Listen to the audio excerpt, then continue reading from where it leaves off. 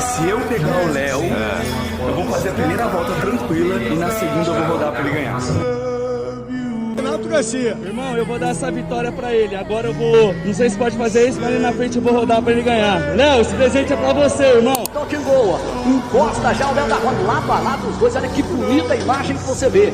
Bem de lado os dois, passando e bonito. Agora transição, o Renato botou da zona externa para finalizar. Enquanto essa imagem aí finalizando, terceira zona externa pro Léo da Roda que o Renatão botou já. É seu presente, mano. É seu presente, cara. Tá na final, velho. É seu presente. Isso na vida que não é tão importante igual a amizade, mano. De verdade mesmo.